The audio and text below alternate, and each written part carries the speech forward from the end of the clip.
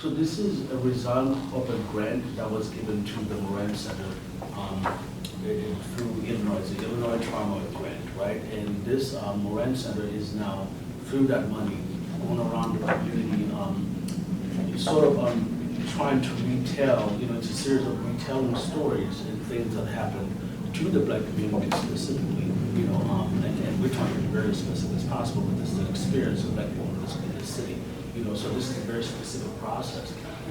This is a very specific process. So we're sort of here, gathered to hear, the stories, of our past. We're here to lift them up. We're here to listen. And in a restorative circle, as you will hear, there's different kinds of circles.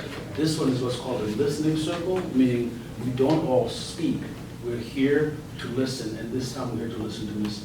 Wedlow, and who I thought was her brother.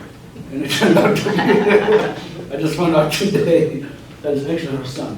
So we're here to really listen, and Ms. Wedlow has been here as a witness before, she's familiar with what we do. So we're here to really listen to them, hear what they have to say, believe them and live their stories. And who will be facilitating is Jazzy and Ms. Holmes, and they will explain, the relationship with the family. But the thing that I will explain out of all of this, as you can see, there's a bunch of things happening, right? There's this dirt in the middle, there's all of these pieces of paper.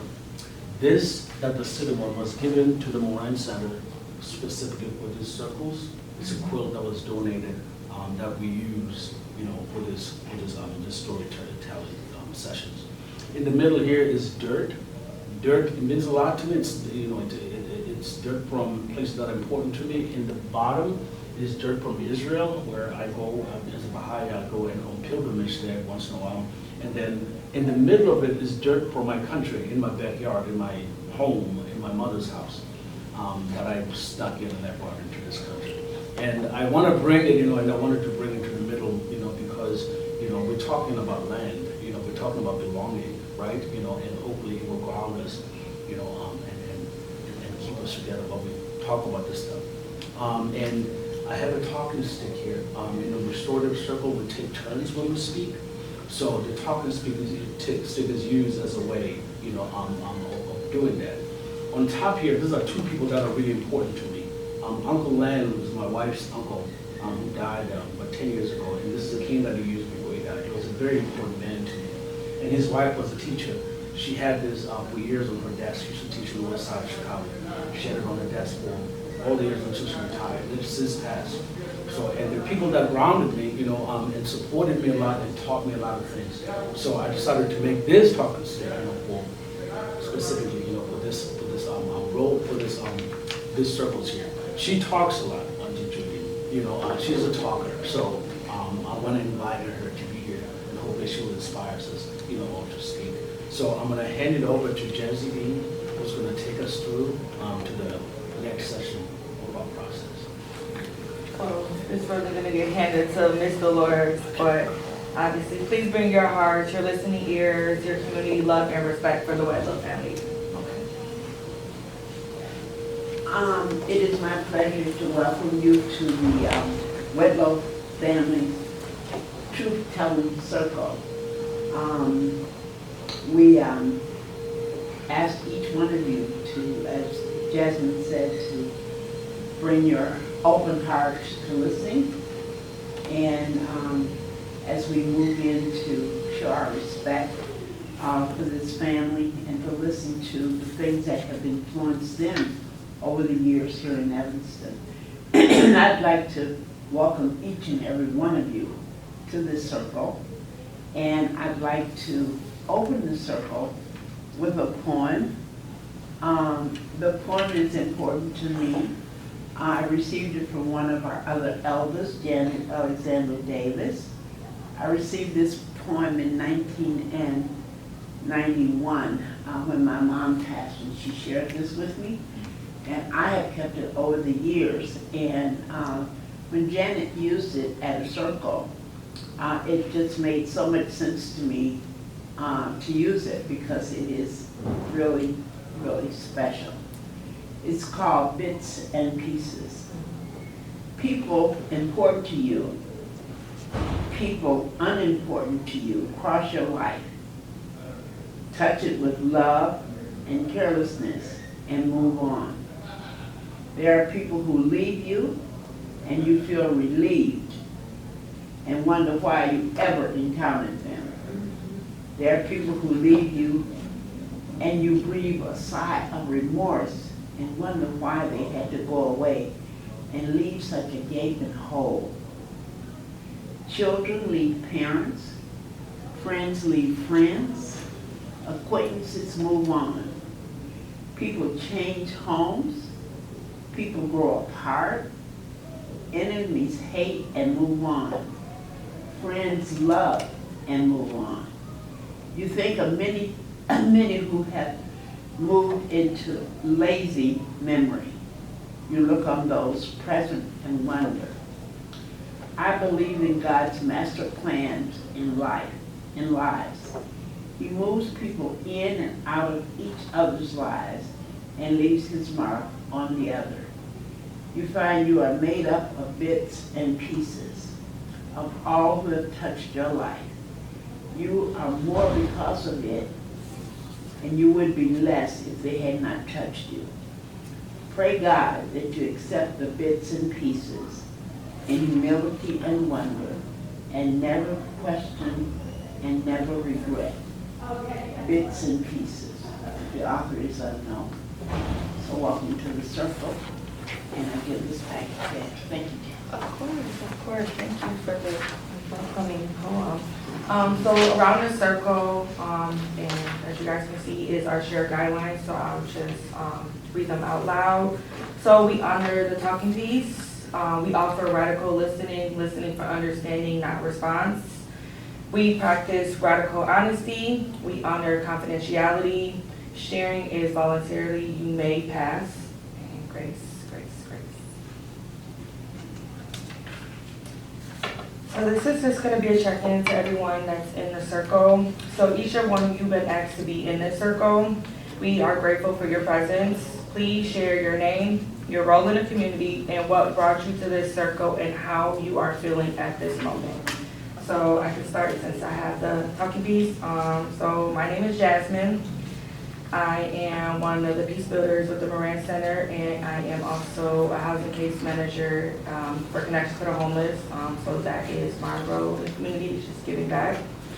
And what brought me to this circle? Well, I am one that is leading the circle, but I'm happy to be here. It's my first truth-telling circle, and it's with the Wedlow family. So thank you for having us here and being here. At this moment, I'm okay.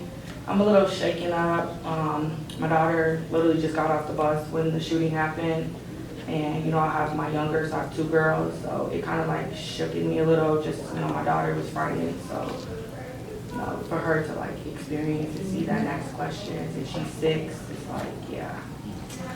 But I'm okay. I just wish the community would do better. So I'm going to pass it. I could piece across from my heart. My name is Belinda Miller Mooney, and I'm a resident of Evanston.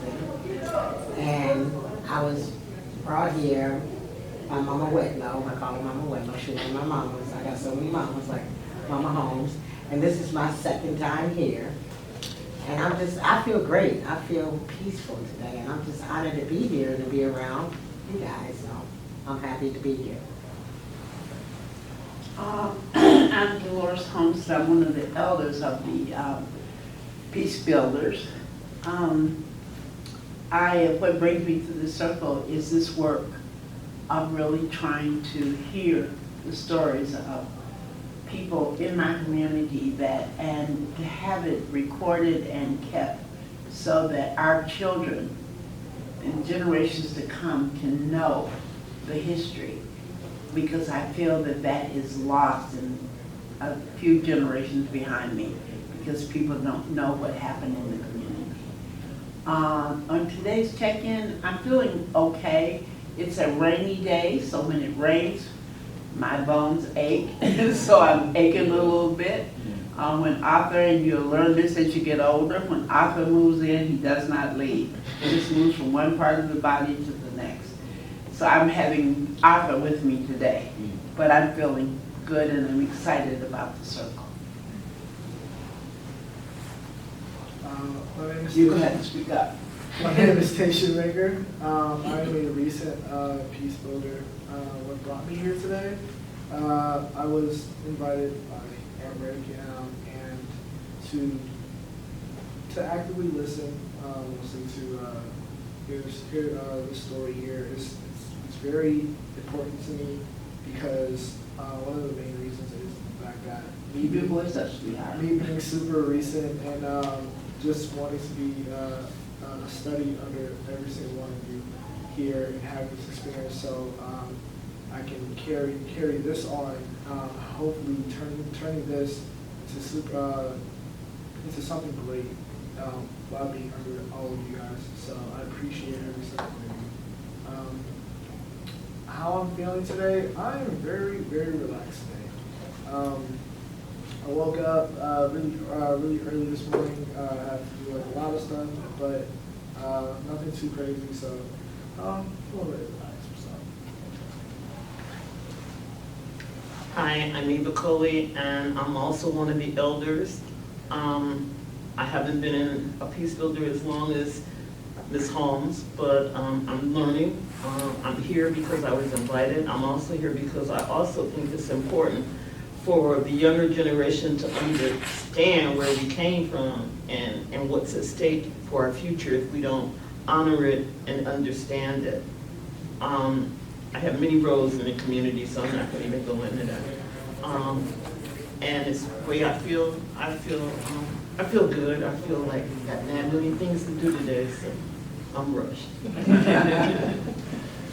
Hello, I'm Sharia Lois Wedlow. I was invited here today. I'm an elder in age, but I have not been a part of the Moran Center. I was invited by Ms. Holmes and Mr. Emmerich and all of you. And I thank you for the invitation. It's a good day for me. I have my son with me, although he's not feeling good. He's suffering from cancer. And so if you see him nod off or whatever, he's full of medication. But anyway, I'm happy to be here and to share whatever I can. And God bless each of you. Oh, one more thing. I think it's important that the young people know their own story. Blessed to be here today. My name is Roosevelt Curtis Wedlow, and I'm participating in this today to tell my story. This is a good day today. I'm not full of pain today. Amen. Just want to enjoy and learn something new. Damn. My name is Emmerich Mazibuko. I talk really softly, so I'm trying to yell. I'm from the Moran Center. I'm the Restorative Justice Coordinator there. And you know, I've worked in the community for a while. I've worked within the Black community, and I'm realizing, and I've worked here since 2009 in this community. I don't know the Black community. I don't know what was here before. And for me, as an African, that's how we survive. We need to know those kinds of things, right? Those are things that we look for, And I'm just, every time, like I was just talking to Ms. Holmes today, I'm like, why are you kidding me? I didn't know this thing center was a school once. Like I don't know this community, and I feel like people like me, we come here and we jump in and we run and we say things. Yeah, and before it was like this, and that. I'm like, but you don't know the before, do you? This area is like this, and that, but do you really know it? And that worries me. That worries me. Because it feels like, what always happens. Like Black history just like gets just shoved to the side, and then you go in. Somebody has to go in and look for it and pull it out and then bring it out to the public. When it was happening right here in front of everybody. And I think it's important. I think it's important that we know what was here. If really we want to build, and we want to build off of, and create something, we have to be really familiar with what was here. Because a lot of sacrifices were made. A lot of hopes, sweat, blood, a lot was put into what's not here anymore, but it is, you know, and it's important as well. So that's why I'm here, and I'm so glad that I get to hear this stuff. You know, I'm a history person. I think these things are important to be talked about so they can be brought out to the public. People have to know it, whether they want to hear it or not. They have to know that it happened. Absolutely. Thank you. Well, thank you for sharing, everybody. So I'm gonna pass the talking stick to Ms. Dolores. Okay, thank you. Well, we're going to begin now with our actual storytelling. So let's begin at the beginning. Ms. Wedlow, I'm going to give you a few questions. I'm going to pass the stick to you, and then you can pass it to Curtis.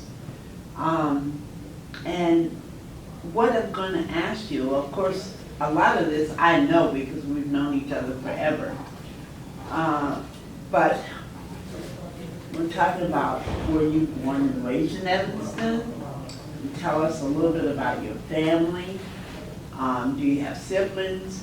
Did you grow up in a one or two parent home, household? And then share any kind of fond memories that you have about growing up in Evanston. Can you pass this around?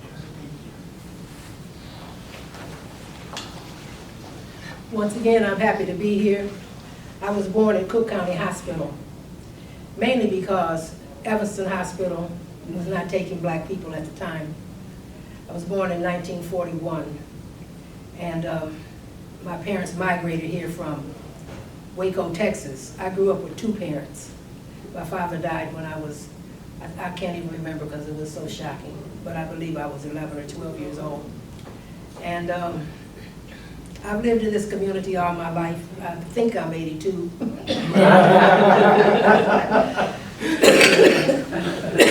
Excuse me. I had a great growing up in this community. I've lived in 5 or 6 different houses. At the time when my parents came here, matter of fact, let me back up a little bit. My father wanted to come to Chicago. My mother did not like Chicago, so that's how we came to Evanston, because my mother knew some people here in Evanston and from Mount Zion Missionary Baptist Church, which I was a baby in that church, which still exists, by the way. The 5 different places we lived, starting with the one that I remember, but they had lived in rooming houses, because then people did not have an opportunity to buy property. Some people did buy property, but coming here from Waco, Texas, we did not have that privilege. So rooming houses were places where you had a room, and you shared that room with whoever was in the house. You had a common area, which was the bathroom for your shower with baths back then, and the kitchen where you cooked. Otherwise, you had that one room that you stayed in. And the 5 different places I lived in, the 1400 that I remember, 1400 block of Jackson, actually 1400 block of Emerson Street. There's an Emerson Street address that was on the corner of Jackson and was recently demolished, along with a lot of other properties that were demolished and black people displaced, misplaced, or whatever from those properties. Then the house that I remember the most as a child, a little child, was 17 Simpson Street. And the owner of that property at the time was a man by the name of Mr. Johnson. But I love that little place. My brother and I were very young in that house. We were like 3, 4, 5. And back then you took care of yourself, or at least in my family, we took care of ourselves until my mother placed us in this great, at the time, Haynes Nursery School, which now they call them daycare centers. Also, at that period of time, you could leave your children in the house by themselves because they did follow instruction, unlike some kids today. But today you would be put in jail if you left your kids at home by themselves. And I knew how to cook. I'd stand on a chair and fix bacon and eggs and whatnot. Also back then, we had what they called, I forgot the name of it, for lack of knowing, remembering a Frigidaire, but it wasn't a Frigidaire, it was an ice box. Ice box. And they brought a block of ice. The people would bring your milk to your door. It had about that much cream on the top of the milk. And we had a cat whose name was Mumsy. My brother put the cat in the ice box. He didn't get in trouble. We came back hours later and the cat's laying there purring and carrying on and ready to get out. So, but we had a lot of adventure. I had a lot of adventures in that house, and that's why I'm talking about that particular house so much. My mother also had, I think we were, at that time, people didn't have any place to really go for entertainment, and so you had house parties, or people, you know, just drop by, and it was a house party. And my house seemed to be, look at her. Isn't that Alberta's daughter? I'm sorry. At that time, people didn't have place, couldn't go to the club in different places like that. So my house seemed to have been one of the houses, in my mind anyway, where everybody stopped by. We were the party house. My brother would fall asleep all the time. I would be up, tipping around, looking around corners and carrying on. I loved to party, and that was my downfall. As a teenager, I loved to party when I should have been at home studying my books. But 1817 Simpson has fond memories for me. We then left there and moved to 1735 Darrell, which was adjacent to Bethel Church, which looked very different at that time. And I don't know if you ever saw the church before. The old church, yeah. Okay. But anyway, we lived in the rear of that particular edifice. I'm trying to think of the lady's name that I have that. Miss, I can't think of it, but anyway.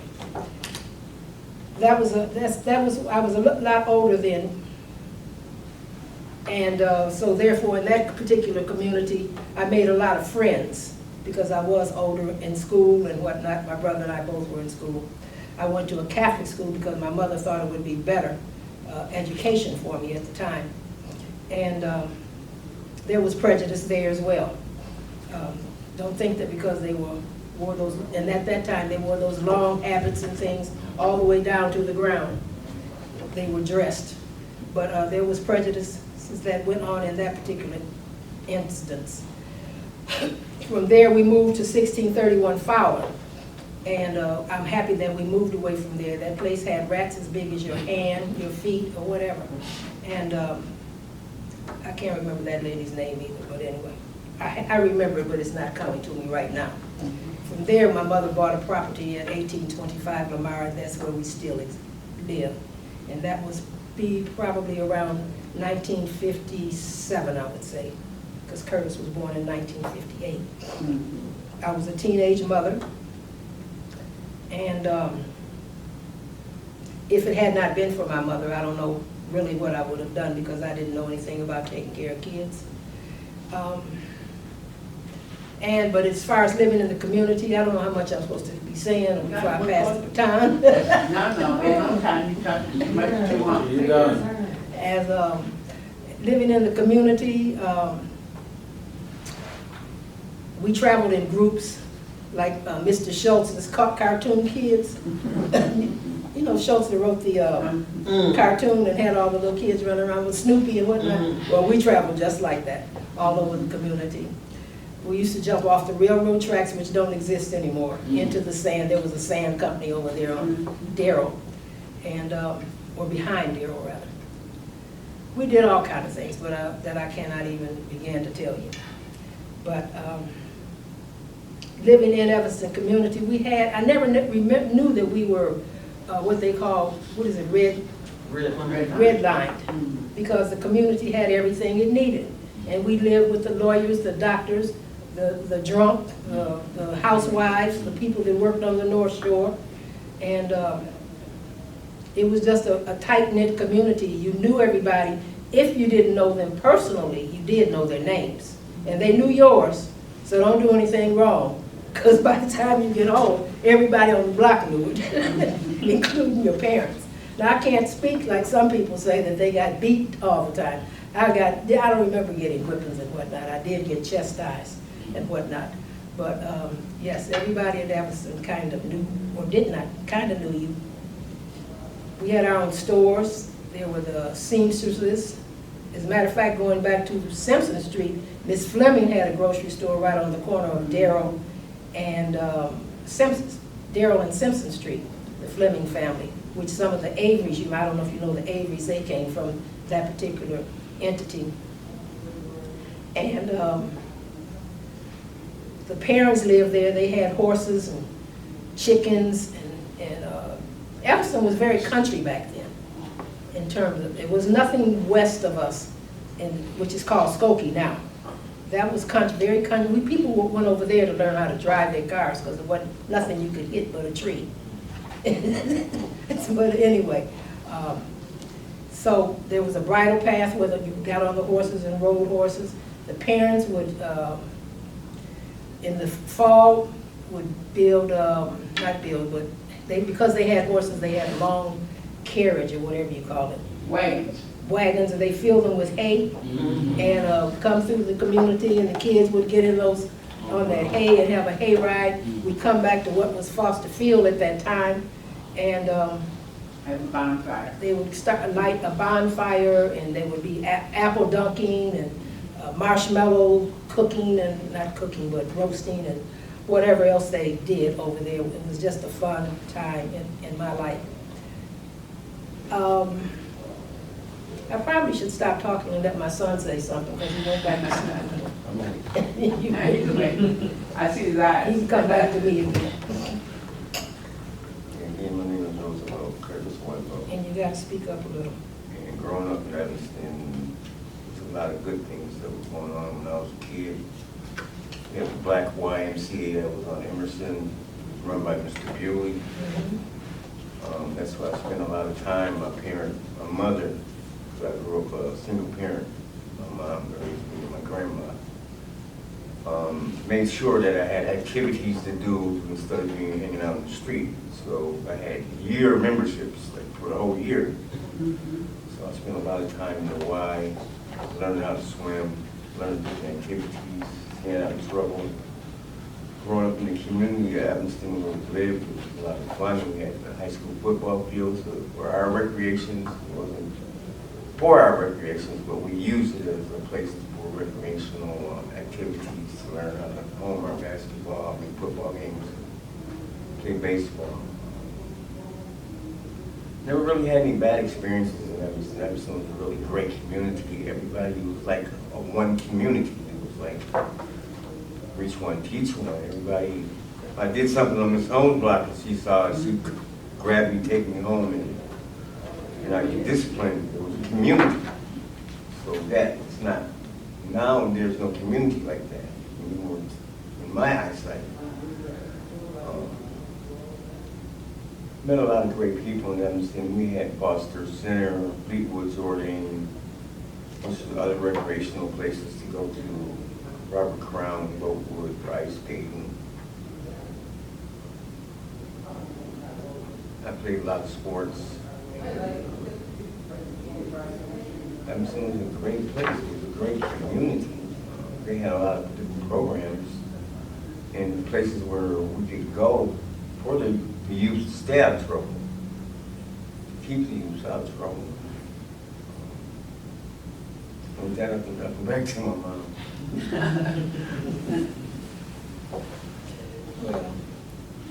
We'll pass it to Jasmine. Or did you have more to say? Okay. Okay. So we probably touched on this just a little bit, but maybe you could just elaborate just a little more. So if you could just re-explain like when and why did your family move to Evanston? So I know you did say something about your mom and dad came from Texas. That you could explain like what made them want to come to Chicago. Or your dad wanted to come to Chicago, your mom wanted to come to Evanston. So if you could just explain a little bit more, and then like how did your family get here? I don't know that I can explain why they came here, Okay. because that story was never told to me. Oh. I just know that they came here, and that was probably during the time of the Great Migration as well. And but in migrating, my father chose Chicago, but my mother didn't like the fastness of Chicago. And that's how they ended up here in Evanston. And he would frequently go back because he had friends over in Chicago. But Well, then I could just do, I guess, a different question. So obviously, it sounds like you grew up in the Fifth Ward, so can you just explain like how was it growing up in the Fifth Ward? Just kind of explain like some fun, shareable memories that you had growing up in the Fifth Ward. And if you are still in the Fifth Ward, can you explain like the differences of how it is now versus how it was back then? I'm still in the Fifth Ward. I've been in the Fifth Ward all my life that I know of. I've moved from place to place on my own, but the Fifth Ward has always been home. I enjoyed, as my son said, living in the Fifth Ward. You knew everybody, and if you didn't know them, you knew of them. So you always had friends to hang out with or be around or whatever. I don't have anything bad to say about Evanston. We utilized the parks, every park in Evanston, white, black, purple, or pink. There wasn't no black ones, except for Foster. But we utilized all of those, ice skating, roller skating when they had it at Foster School. We also ice skated at the lagoon and at the lakefront. The people in Evanston, as has already been said, were very protective of the community as well, and even the person that one would say of ill repute could chastise you. And because it wasn't in a mean way, it was to keep you on your toes and to let you know that you were supposed to be better than whatever they caught you doing. You know, so. What was the rest of your question? Just comparing like how it was from you growing up in the Fifth Ward versus how it is now. Is there anything different? Well, I think my son has already stated that it's different. He's never lived in but in one house. And that's 1825 Lamar. I lived in 5 or 6 different homes growing up or whatever.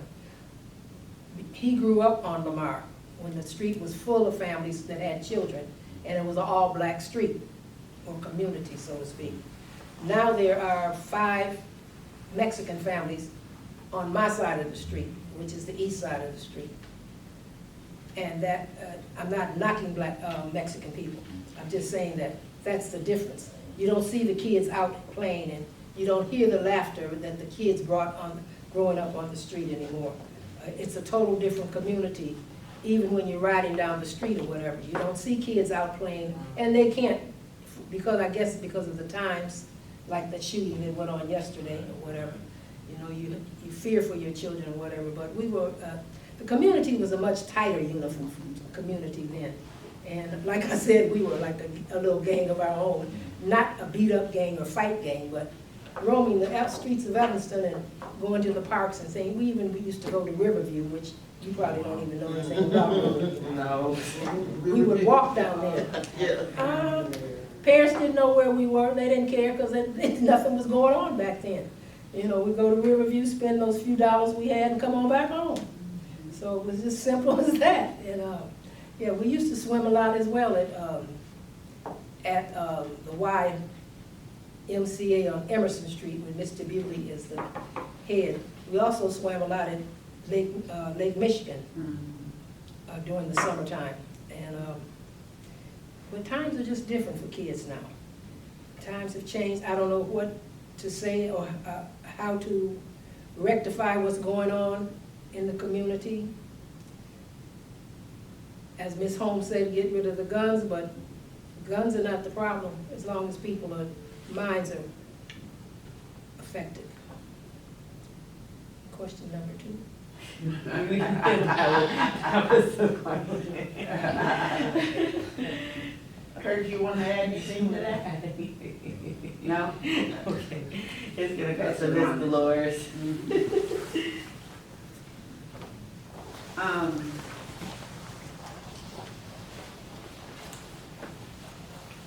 Growing up in Evanston, and especially I'm interested in your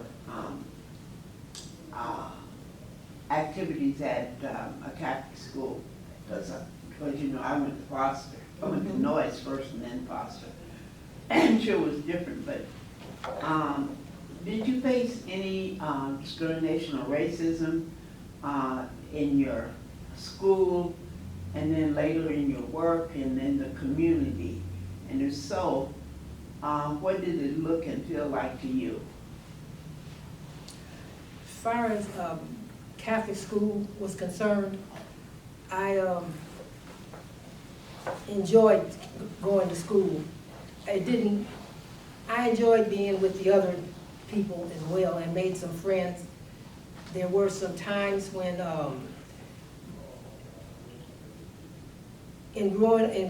coming along in the Catholic world, I'll put it like that.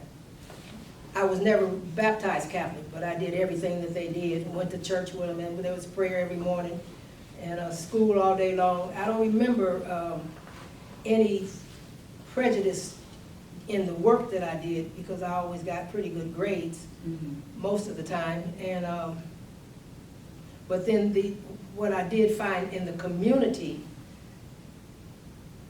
nobody treated me any different because I went to Catholic school. But I had some girlfriends that I used to visit that lived on the other side of Bridge Street over there. Because the Catholic school I went to was made up of Irish and Polish people. And anyway, I used to go over there and visit this girl or walk home with her from school because everybody walked. We didn't have people didn't ride you anywhere with it. Back then, take you on your feet. But anyway, but it didn't faze us, and it was fun to walk.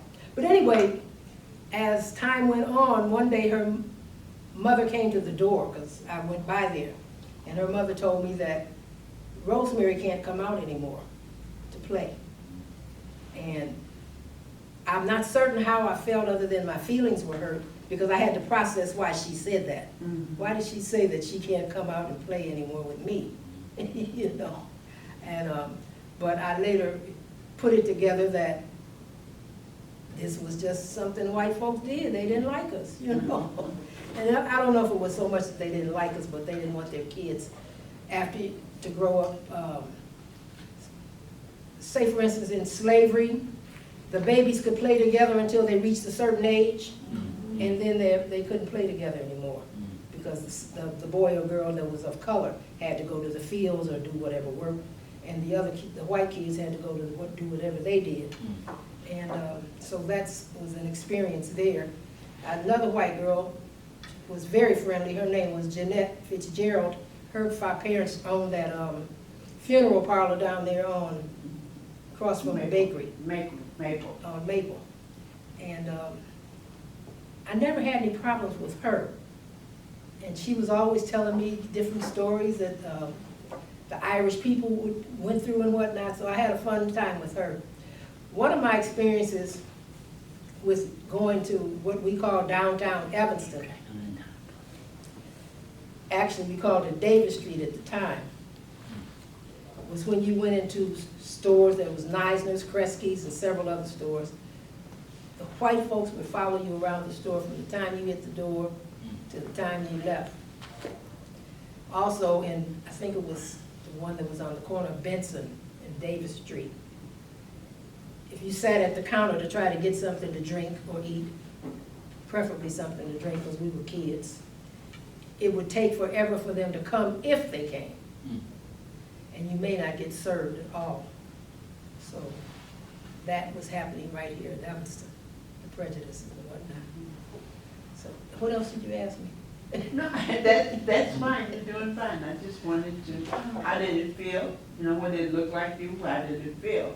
Because when you're a child, it's a little bit different as you know. And then just move on up, as you grew up, start working and move around in the community. Did you experience any of that? Growing up in the Catholic world didn't bother me at all. And I think I did learn a lot from them. Not that I couldn't have learned it at Foster or Dewey or any of those other schools. My brother couldn't tolerate it, period. I think he went maybe 2 years, if that long. My mother had to transfer him out to Foster. So living in the community was a breeze because everybody, I just grew up and loved Evanston and the people that I met along the way. Did you have anything you wanted to say? Nothing? As you got older? As I got older in the community, I didn't work in the community. Oh, okay. At that time, as I got older, When he was born, I was determined to go to work because that was not my mother's responsibility. And I had to tell her that because she wanted me to go back to school. But at that time, there were factories all up and down McCormick, even some here in Evanston. And I went immediately and got me a job. I don't remember the name of the factory, but it was over there. I do remember working at Bell and Howell, though. Yeah. I do, a long time ago. And later, I applied for a job at Evanston High School. Didn't have too much in my mind about what kind of job it would be, other than maybe security or something like that, but I didn't get hired. But I was hired, Phoebe told me to come up to New Trier, and they did hire me, and I stayed there for 17 years. Oh. Yeah, so. What was your experience like there? My experience there was, I had a great time because the kids liked me for whatever reason, because I was always on their case. When I went there, those kids were smoking marijuana in the school. And you could smell it all, but their parents, the leaders of the school wouldn't do anything about it. But I guess they were looking for us to do something about it. So I would go in the boys' bathroom behind, like if it was Stay, for instance, go into the bathroom, not you, not you literally. I would go in the bathroom and take what you had from you, and they would say, Miss Wedlow, you can't come in here. I said, why not? I'm already here. Or something like that, you know. They never got mad at me. I used to write them up when they did things that they had no business doing. But they always knew that it was for their own good, what I was doing or saying to them. So my experience there was quite good. I had a very good rapport with the staff there. There were a couple people that didn't want to speak or whatever, and didn't speak. When it was time for them to retire, all of a sudden I'd look up and they were standing in front of me. Hi, Miss Wedlow. But I would speak to them regardless, every morning. One lady in particular, she never had anything to say. But when she was getting ready to retire, she came and she stood at the, I guess her conscience was bothering her. She came and talked to me. And I don't remember what our conversation was because I was startled that she was even there to talk to me. But I had a good experience there. I really did. But when it was time for me to leave, it just was something within me told me it's time to go. And, that's what I did. And Curtis, what about you? What about school? What about work? What about the community? Did you experience any discrimination or racism? Yeah, I went to several schools. I was bused to Skokie when they were, I guess, integrating Skokie schools. I experienced racism there. I didn't get along with too many Caucasian people at the time because I grew up around African American people all my life. So all I've ever recognized, even watching TV back then, was racism with the Martin Luther King situations, the Black Power movements, and the police still at that time were abusing African American people and beating them just because we were protesting for our rights, civil rights. I grew up in the civil rights era and saw a lot of racism and a lot of violence throughout, watching it from the media or just experiencing it here in Evanston or Chicago. As a young kid, I frequented Chicago a lot because I had paid for it. So like my mom, like she said, she went to Riverview for her fun. I went to the McVickers to watch movies all the time. And did a lot of my shopping for my clothes down on the State Street. Evanston was a great community. There was hidden racism in Evanston, very hidden. You had certain areas that you just didn't, like my grandma used to say, don't get caught in Skokie at night. Oh, that still goes on. And it still goes on to this day, you know. And at the time when I was a young kid, I didn't understand what that meant. Don't get caught in Skokie at night, because we were young, adventurous kids. Me and my friends, we would be all over. But Evanston, for the better part, was a great community. There was a lot to do. Even when we weren't in school, there was a lot to do because everybody knew everybody, and we would just hang out in the community. Or we'd go roller skating in Boston, or ice skating at Fleetwood's or Boatwood, which is Rubber Crown now. I remember they used to have on Halloween barn fires at Foster School. Yeah, I never went to Foster School. I always wanted to go to the black school, but I went to school in Skokie. I don't know, for the better part, I've only lived in one house in Evanston, and the community that I live in still today was 1825 A. Lamar. It's still a great community. Fifth Ward is still a nice community. There's a lot going on in there. I feel like we're being pushed out as a race. We're being pushed out by ethnic groups moving in.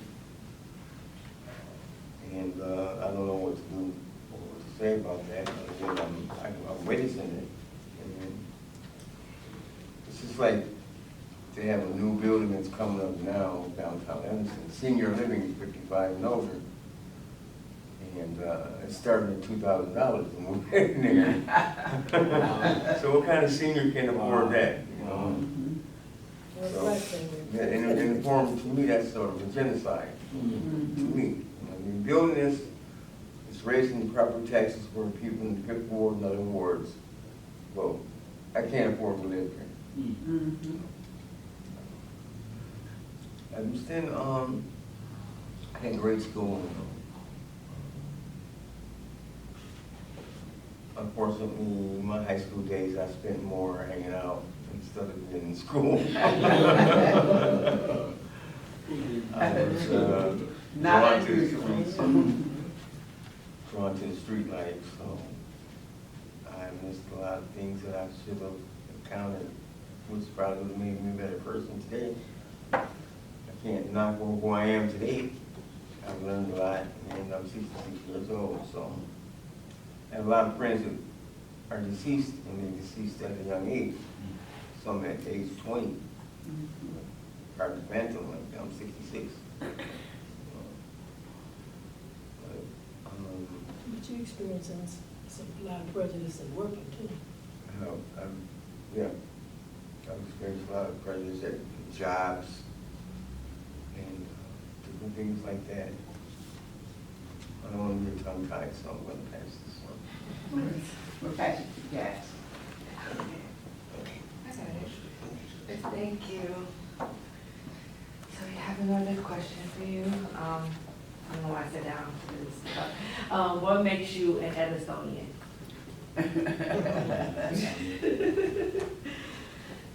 I don't know how to answer that other than I've been in Evanston all my life. What makes me an Evanstonian? I don't know how to answer that. I've been here for 42 years, 82 years. You didn't even catch me.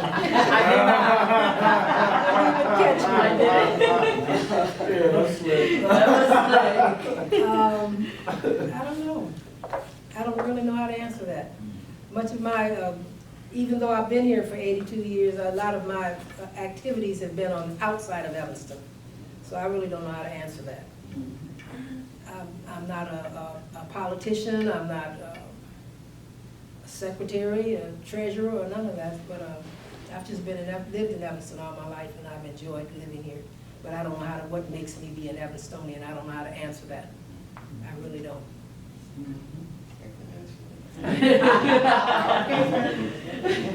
What makes you an Evanstonian, Mom, is that wherever you go, everybody knows you. Oh, really? You're a community person and everyone knows you. It makes you an Evanstonian. It makes me an Evanstonian because it's all I know. Where I was born in Cook County Hospital also. because community hospital would be the only other place that a black person could be run through this world in this community. But being an Estonian is knowing that I know so many people. I've seen so much in Evanston. I've seen things come and go. I've seen programs that were great for people, sort of like the Recycle Center that was helping people that were unemployed. So it would help them try and get off of, what was it called? Unemployment? No, Welfare? sort of like welfare, just get a check from the city of Evanston once a month. And it would help them, the Recycle Center was right here on Oakton. And it would help them with skill. I mean, they teach them how to discipline them to work as opposed to being lazy and just waiting for a check. You know, being an Estonian is just, this is Evanston, this is home. This is all I know. And I'm like my mom, wherever I go, somebody knows me. The communities that I've been in, from the people I've met, that's what makes me an Estonian. Well, I'm glad you said it like that, but I don't know everybody. He knows everybody. And the people that know me because of Miss Holmes. But I really don't know everybody. He says people know me, I don't even know who he's talking about. I seen your mom, I seen your mom. So, but anyway, I love it here, and I'll always be here till the Lord takes me and moves me somewhere else, and I don't think that's gonna happen anytime soon. Well, we pray not.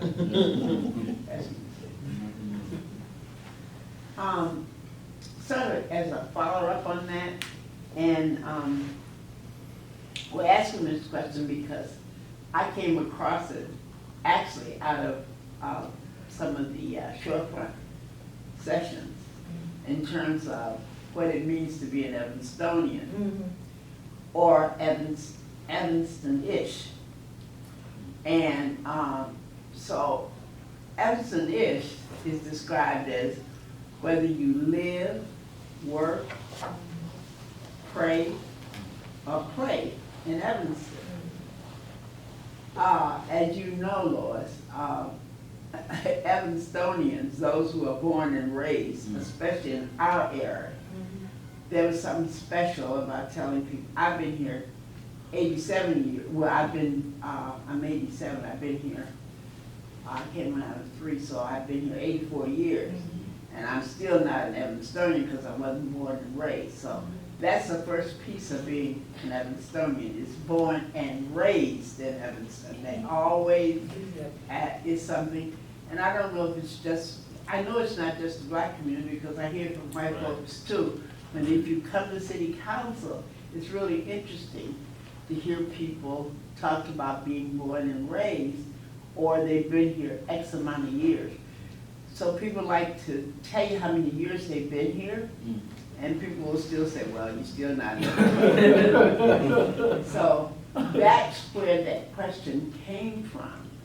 And I don't know if you'll remember this or not, but you and I did another session. Actually, it was about the library. But we talked about your concerns and what your passion is. And I want you to think about being an Evanstonian or Evanston-ish in terms of what your passion is, in terms of what you do and work in the community. You may think people don't know you. You do know a lot of people and you do a lot of things. So talk about some of that. What do I do? You know what you do. Run around with you. What am I doing? Run around with Miss Holmes, that's what I do.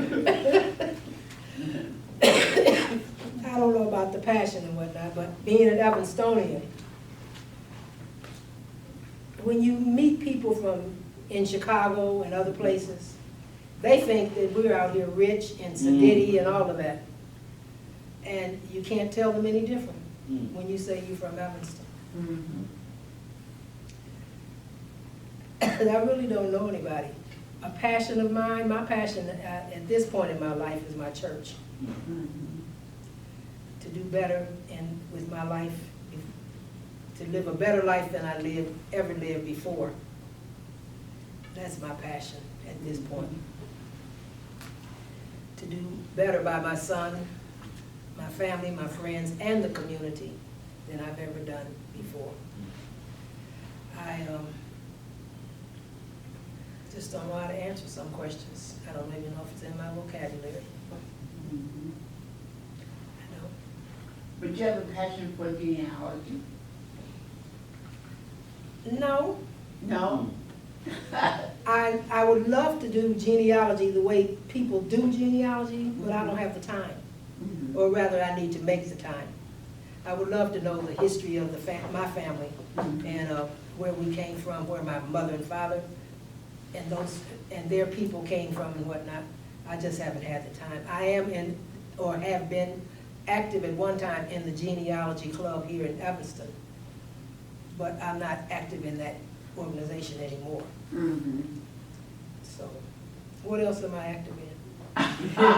House of Senior Other Club? than running around Miss Holmes.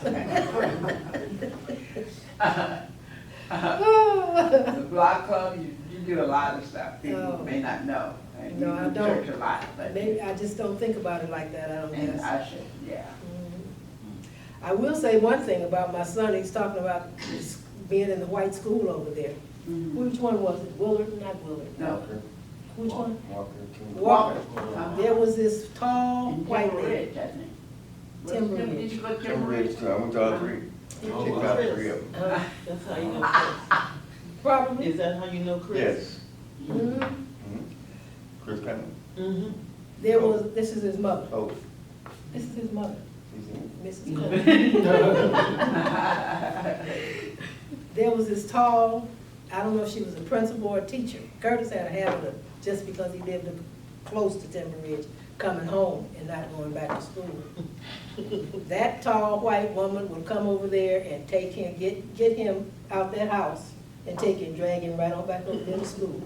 I so appreciated her, because he thought he could come home and sit down, because he liked to cook, like we did when we were kids. And he'd be in there thinking he was gonna watch TV and do whatever he wanna do. She'd come and get him right out that house, take him right back to school. And she would. You remember her? I remember. I don't remember her name. I saw her one time, a long time ago, downtown Evanston. Mhm. And now, speaking of downtown Evanston, it is nothing like it used to be. Mhm. Not at all.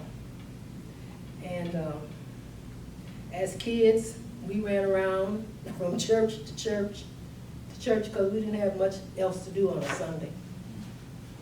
And it was just fun, because all your friends would be there. And I'm sorry to say, but, and Ms. Holmes alluded to it at the anniversary, that we would find a person that was maybe happy or whatever in church, and we'd find that to be so funny. But later in life, you learn the difference, and you become one of those people. You may not run around, you do. Look at him. Excuse me. You may not run around the church, but you do get in the spirit. Mhm. Yes, indeed. Yes, indeed. So church is, I'm happy that I was raised in church because I have a foundation, Mhm. and a strong foundation. I did go to Catholic school. I lead Catholic school to Mass on Sunday morning. They only did an hour. We were there in the black church, you know, we were in there about 2 or 3 hours. Sometimes all day, go home, come back. I walk down the street from Lake and Oak to Mount Zion and do church there too. So I have a strong foundation in the church. I used to know a lot of Catholicism, but I don't know that. I have been away from that a long time. And I ran across a man not too long ago. I was telling him about I used to know Latin. He said, "You didn't know Latin, you knew Greek." And after I thought about it, having studied the Bible, that's exactly what it was. It was Greek. Mhm. I used to have had a habit of telling people I used to know the Latin language because I was Catholic. Catholic, and we did, everything at that time was done in that language. So I did know the language at that time. I don't know a word of it now, but it was not, what did you say? It wasn't Latin, it was Greek. That's what when you think about it, if you study the word. So, another question? Yeah, Jasmine, it's you. So it's really just, first question, is there anything left that was unsaid? Is there anything you guys would like to add, would like us to know? Such as? Just anything, anything left unsaid? you wanted to keep going on? Anything else you You want want to to say? say, Curtis, and say you want to say? Think about it for me. That's all right, take your time. I think, what I'd like to say about Evanston. I think it's still a great community, and some things could probably be changed for the better for the African community and businesses that are in Evanston. I'm glad to see that Evanston has a black business community that's trying to come up now. People are putting money into these businesses, whereas the time back, Church and Vibes is owned by one man. Mm-hmm. You know, one man, and he was not of this color.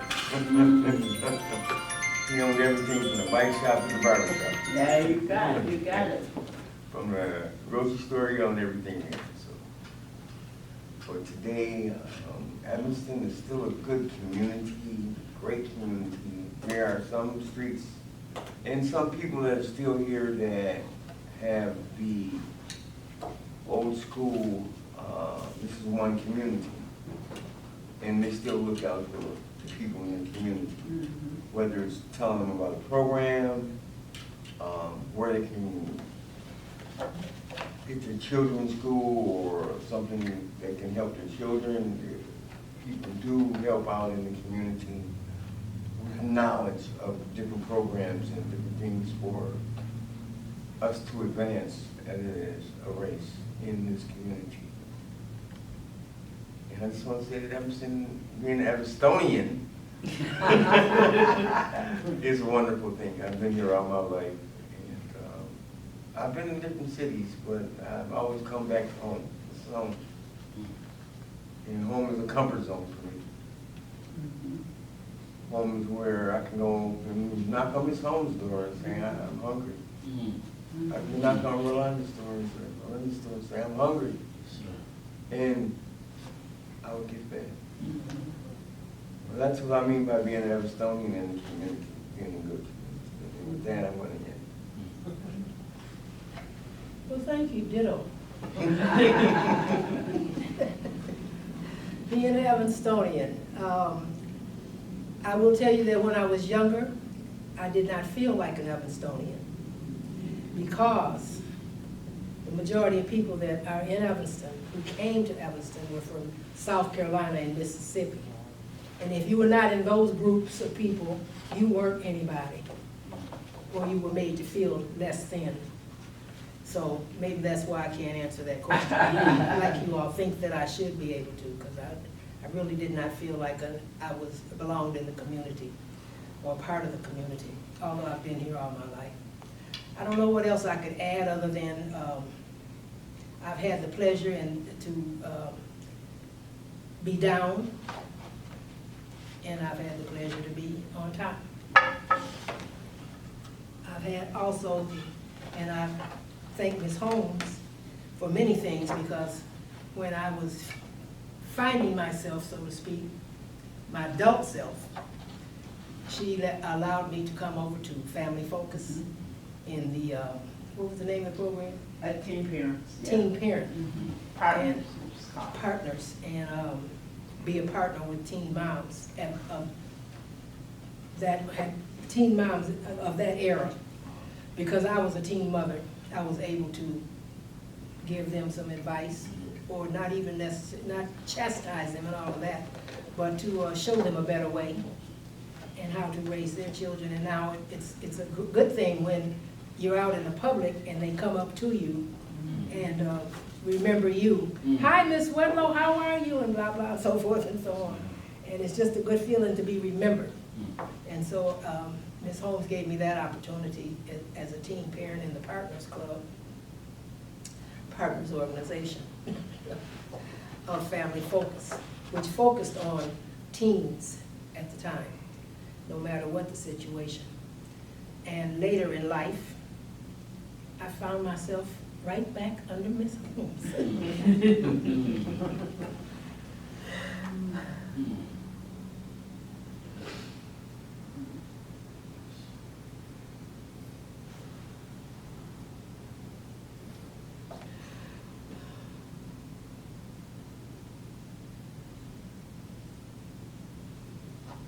It's a blessing.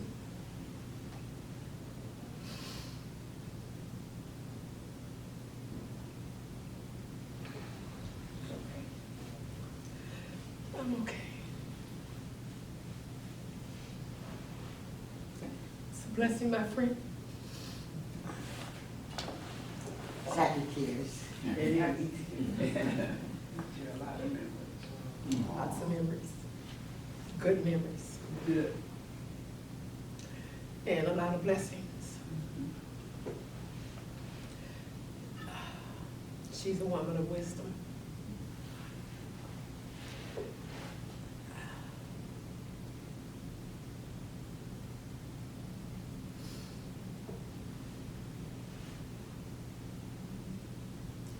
She never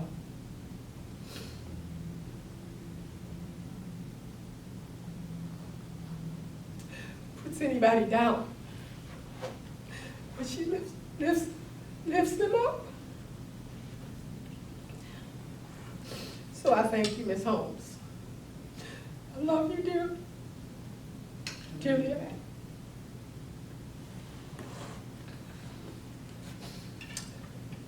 But I'm gonna dry my tears. Making me cry. I know, right? Like, I'm trying to hold it back. Like,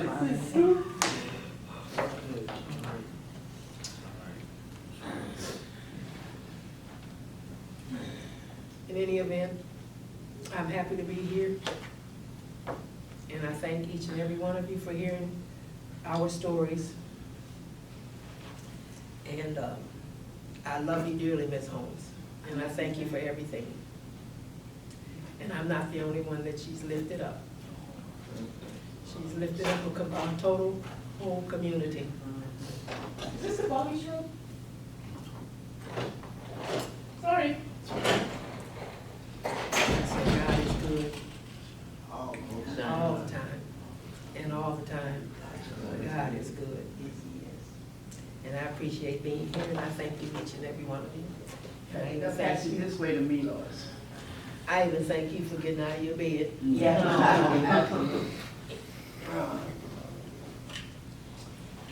I think you'll gather that some of these relationships go back many, many years. And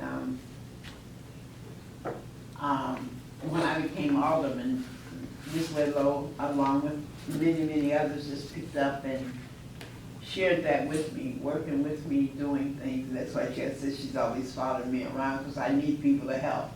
And I needed people, and she was one of those folks that was there. As we begin to close this circle on today, and first off, from the bottom of my heart, I thank you and Curtis for coming and sharing your story with us. And now I'd like to open it up to the whole circle in terms of these three things. What are you taking with you today from this experience? What has a circle taught you? And why do you think these circles are important to our community? So, Rolinda, I'll pass it to you. We're gonna tell them each one of them at a time. Okay, well, what are you taking away from this experience? I learned a lot about the past, although I was here for some of the things that she said. I understand was back in the day, like the 54, it was a community. When I was younger, I didn't concentrate on that, but that I was here. But I take away that it would be nice to get the community back to that, where we can look out for each other and help one another and work as a community instead of being separate and get to know your neighbors or something. What did the circle teach you? It teaches, just like I said, the community. Mhm. Being in the community, teaching me to try to, it taught me that we can make our community be the way it used to be back in the day, but it takes the community and the people, and I want to try to be one of the people to help my community get back to helping one another and teaching one another. What else? Why do you think these circles are important to the community? So we can learn about what was the past and how it was, and what we can do to change it. If it was for the best, what we learned, what we can do to bring it back to the way it was if it was good. Because there's a lot of things that I think that back in the day that was good for us that they taken away, and what we can do to bring it back to be that way, and kind and just, you know. Mhm. I'm going to reverse order so it can end up with you, Jasmine. Okay, for sure. Okay.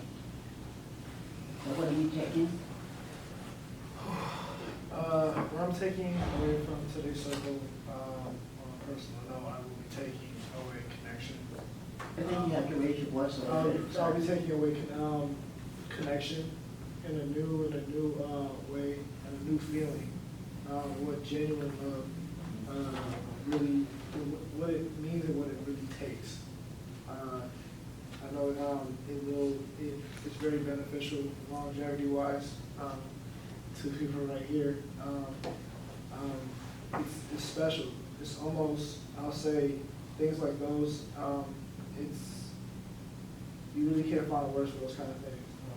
And that means so much to me. And I can only hope and pray that I get to a level where you two are at with people that I know in my life, and where I can be in a circle just like this, to talk about it and share my experience. I will say that we do definitely need more circles like this because knowing about the past and can definitely help affect the future in a more beneficial, more helpful, and more strong and loving way for especially Black people. So in a sense and perspective, that matters to me a lot. So taking a little bit here and there with a grain of salt, taking it with you can lead you a long, long way, even in the community, especially in the community. So, I always think about, like 2 miles greater than 1. So, that's what I've learned.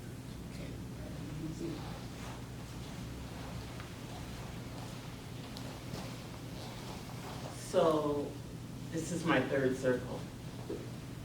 And I feel like everybody's perception, what they've went through is different but the same. Everybody has a different perspective, which gives me a wider perspective, a wider understanding of why some things happen in your community and why some things are here and some things have gone away. Question number 2. What has the circle taught you, and then are they important to the community? I said this in another circle, I think that these circles are very important. I believe that we have to know our history to go forward, and I believe that younger generations need to know the history, and I agree with you, we need to know their history, and I'm gonna say this again, I think that we need this circle with intergenerational. Mhm. You know, we need to hear them and they need to hear us. And the last question was, I guess I've answered it. We Yeah, need yeah. to- We need to do this some more. Mhm. Okay. To Ms. Weather. What was the first question? What are you taking away from this circle? And then, why, see, I put stuff away and then it went right out of my head. The first Go ahead. question. Yeah, so what are you taking away from this experience? I'm taking away from this experience the camaraderie of being in this group. The fact that I've been able to express some of the things in my life. And I hope that this can, if not with me, with many other people, be a circle of a broader circle has already been said. And again, I will say that younger people need to tell their stories as well as hear our stories, because just telling our stories does not always resonate with them. Because we talk about Black history all the time, but I've heard several young people, much younger than Tay, all they talk about is Martin Luther King. All they talk about is this one, that one, and then the well-known people, but we don't talk about real Black history.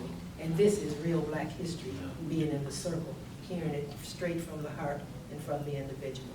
Mhm. And the other question? Yep, so what has this circle taught you? I just answered. You did, you just answered all three of them.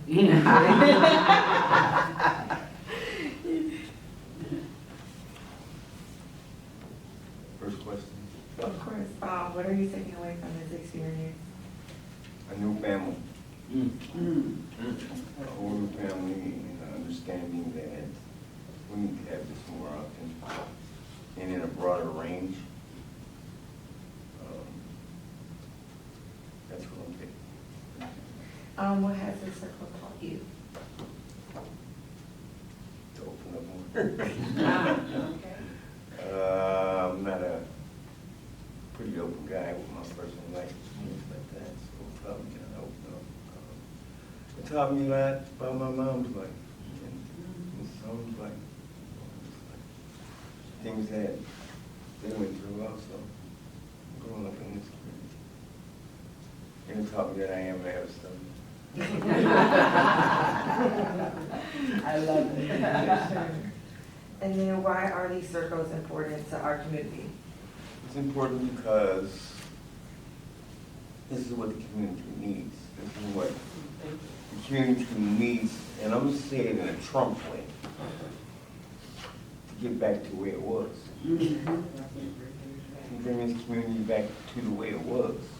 One community wasn't the north side or the south side, it was a community. I could go over in South Evanston and do something, somebody would know my mom and know me.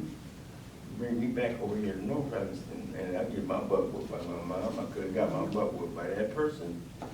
So this group here has taught me to share so that the younger people and the other people that are less fortunate to know about this group feel that this group can spread out and become even bigger. And with that, Thank you, sir. Thank you guys for coming. I feel very connected, but that's beside the point. The thing that's so important to me is just this history, right? That this Holmes and all of this, and like I'm watching Ms. Wedlow and Ms. Holmes speak, right? And I'm looking at Tay. I've known Tay since he was in 7th grade, and when he was younger, he had a lanky neck. I've known her since she was in Palm Kids. And they're probably even younger, right? And now they're grown people. That this is an Evanston tradition, right? Relationships it's an Evanston, especially the Black community. This is what I'm talking about. I want to be specific. In the Black community in Evanston, this is what it's about. The relationships.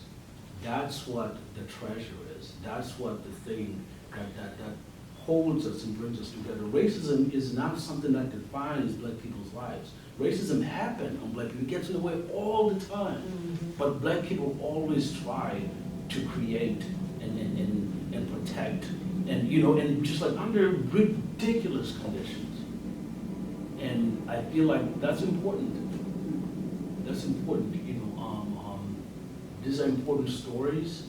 Like people like me should not be walking around Evanston without knowing this, and we have to be in community in this way. When you're known, this is like the practical thing about being known. You guys talk about known. Kids that are known, research has shown in Evanston itself that those kids are more likely to succeed and do much better. The ones that are known, hey, what are you doing? Hey, why are you over here? Those ones do better. The ones that fall through the cracks that are not known, they're more likely to get in all sorts of things. So there's like a safety thing to this community thing, to like a practical thing, to protect our children. So I feel like these need to happen all the time. I feel like this needs to be a constant, but I feel like especially in our community here in Evanston, there's a lot that happen here. Evanston is like this small, but the things that have happened here, there's so much. There's a big problem, like city problem stuff, and it's a tiny little 7.8 square mile place, and so much has happened, over time, and I think it's important so that we know where we're going. We have to know where we've been, and we have to know this. We have to know this, what just happened here, that how long does people have known each other, just the love that exists, and because that's community, that's community. Yeah. So taking away is connection and love. I could just tell just by you guys crying and sharing emotions. I'm not from Evanston. I came to Evanston in 7th grade. So even when like my friends are sharing like their Lincoln days, because when I came to Evanston, I moved by Nichols, so I went to Nichols. I had no choice because I was right across the street. But they shared like their Lincoln days or like their camp at Fleetwood, and I'll just sit back and just listen because I can't connect because I'm not from Evanston. So just really the connection and just the childhood and the growth and you guys still being connected. So that's what I'm taking away from this experience. It taught me what it is to really be an Evanstonian because I'm not an Evanstonian. I wasn't born or raised in Evanston. But my kids obviously were born in Evanston and they're Evanstonian. So maybe I can hopefully pass on this to my daughters. You're Evanston dish. I'm 7-ish for a fact, because I came out here 7th grade and then started really hanging out to 8th grade because I had to really get a feel. Because I'm moved around in the city of Chicago. Then I came to the small burbs and I'm like, you literally walk Evanston. I'm like, this is crazy. But, and why are these circles important to our community? Just really to know the history. I feel like it's great to know, obviously the Black history of Evanston, and then it's just something I really want to pass on to my kids. So, obviously, I'm not Evanstonian, and I don't know, so coming into these circles, I feel like I'm taking it in, and I'm happy to be here. And thank you for being here with us. I really appreciate it. I definitely felt connected. Thank you. I have an inspirational, I'm actually going to buy this off of Amazon. So it's just an inspirational wall art that I'm just going to read out just to close us. So it's called Never Forget. So never forget how far you come. Everything you have gotten through. All the times you have pushed, even when you felt you couldn't. All the mornings you got out of bed, no matter how hard it was. All the times you wanted to give up, but you got through another day. Never forget how much strength you have learned and developed along the way. Very Like that. nice. Again, as we close out with that inspirational reading from Jasmine, again, I want to express my gratitude Excuse me.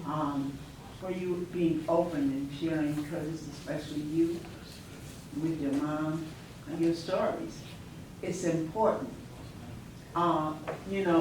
There are many grains of sand on a beach, but each one is important. And your story is just as important as any other story. And hopefully we can get lots of them told. And we have it filmed so that it'll be in the archives of Shorefront. And years later, who knows, your great-grandkids can look back and hear your story. We think that's important, and we thank you for sharing. Thank each and every one of you for being in this circle. And we hope that you'll join us again, maybe in another community circle. Thank you. Thank you for participating in this. Thank you so much. And hopefully we will be a community. Thank you so much. We do until this circles keep going. This homes, thank you so much. I just want to just bow down to it. Every time I go in these circles, because I just realized there was so much that happened here that remains unseen, and you guys were in it, and it's just amazing imagining you guys in it and pushing, and it makes me feel like I have no excuse. That I have to do And my there's part. still so much more. Right, I have to do my You part. started thinking, Right. man, there's other pieces that need to be told Right. about different parts. That is a part of your life, but you just don't even make the connection in terms of, oh, I could have shared this, I could have Right. shared that. Right. Lots and lots of, And then you can come back and share more. There's always more. And with a point of prejudice, it's right there. Who's black in that picture? Oh, yeah. There you go. absolutely, Mm. yeah. Mm. And, Ms. Wedlow and I had this conversation, I guess it was last year before last, when they were talking about the beaches. And so we always went to Greenleaf, I think it's Greenleaf. Right down there by, somewhere around I there. know. Yeah, you guys call it Black Hill By Hall. the lagoon, we always went there, as kids, that was where we hung out. Nobody, it was just, and the white kids were down on Lee Street, probably, Right. We'll meet somewhere. up in North Evanston. But that's where we were. And that's where we hung out at in the summer. And there were movie theaters here, but the black people sat upstairs, which we loved. Mm. We were in the balcony because we could throw things over. That's what we doing. No, we had to sit in the balcony. And You could see sit better. on the first floor. And you could see better. And you could see better, Right. absolutely. Right. I just think about things like that, and when you were mentioning, I think there was Neisner's, wasn't it? There was Kresge's and Neisner's. Kresge's and Neisner's. And there was one other, there were There three. was another Woolworth's. Woolworth. And I remember Woolworth seeing is the one that was across from, it's Benson and Benson Davis. and Davis Street. Oh, where it's Yeah. like Champs. They were called dime stores then, Right. and, but they had everything in them. And, Like the dollar store. yeah, like the dollar store, except that they had food counter and stuff. And I just remember, you're absolutely right. You could stand there forever. You just had to stand there, and if they decided to wait on you, they would. Mm. They didn't, they didn't. Mm. And that was, you had to accept it. That's just the way it was. But luckily, we had all our stuff in our own community. Right. So it's only when you ventured downtown. And when Lois said, Evanston is so different now, and I just had flashbacks of Davis Street and the fish market, and the first jewel store that I ever went to was there on Davis. A&P too, By back in the day. AP, yeah. And National was over there where, what's there now? Where the movie theater and all that. That's where the National Tea Store was. And then, of course, where LaPete, from LaPete, Yes. all the way up. That was Marshall Fields. It was one store. Wow. That was Marshall What Fields. is Golden Olympic and what is it, the restaurant there and Whole Foods, that area? No, not that far down. On Church Street. Oh, Church between Crossing Sherman by and Benson. That's changed a lot. Oh, What's changed a whole lot? but Marshall Fields was magical. They had everything, and it was like 5 floors. But man, when you walked in there, it was like they had bodyguards around you as a black person.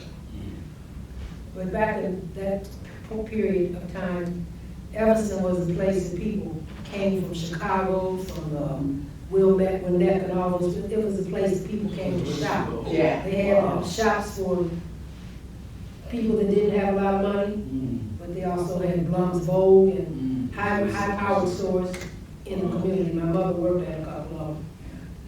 My first job was at Lizzie's, which was in the corner of Sherman and Church on the, at Lizzie's.